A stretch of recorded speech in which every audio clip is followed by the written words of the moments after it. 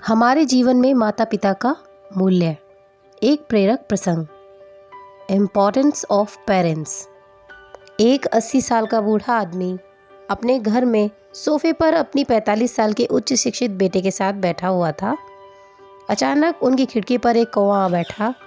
पिता ने अपने पुत्र से पूछा, यह क्या है? बेटे ने कहा, यह एक कौवा है। कुछ ही मिनटों बाद पिता ने दूसरी बार पूछा, यह क्या है? बेटे ने कहा, पिताजी, मैंने अभी आपसे कहा है ना, यह एक कौवा है। थोड़ी देर बाद पिताजी ने फिर से तीसरी बार पूछा, यह क्या है? इस बार क्रोध के भाव उत्पन्न हुए और उसने डांटने के अंदाज में अपने पिता से कहा, यह एक कौवा है, कौवा। एक छोटे से अंतराल के बाद पुनः चौथी बार पिताजी ने फिर से पूछा, यह क्या है? इस बार बेटा अपने पिता पर चिल्लाया, पिताजी, तुम क्या चाहते हो जो बार बार एक ही सवाल दोहराए जा रहे हो?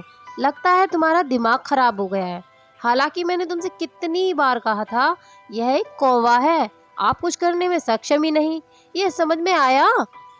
थोड़ी देर बाद पिता अपने कमरे में चले गए और वापसी में अपने हाथ में एक जीर्ण शीर्ण डायरी लेकर आए, जिसको वह उस समय लिखते थे जब उनका बेटा पैदा हुआ था। और उन्होंने उस डायरी का एक पृष्ठ खोलकर अपने बेटे को पढ़ने को दिया।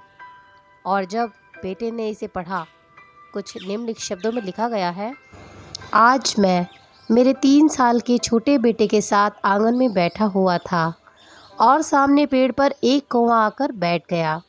मेरे बेटे ने उसको देखकर मुझसे पूछा, पिताजी, यह क्या है? मैंने कहा, बेटा, यह कौवा है। उसने यह प्रश्न मेरे से कोई 23 बार किया और हर बार उसको मुझे जवाब देने में स्नेह का अनुभव हो रहा था। मैं उसके मस्तिष्क को चूम लेता था। उसके बार बार एक ही प्रश्न करने से मुझे खीज उत्पन्न नहीं हुई, बल्कि खुशी हुई।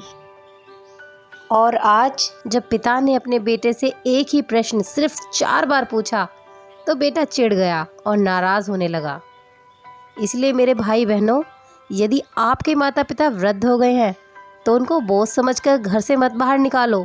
उनको पूरा सम्मान दो जिसके वे हकदार हैं।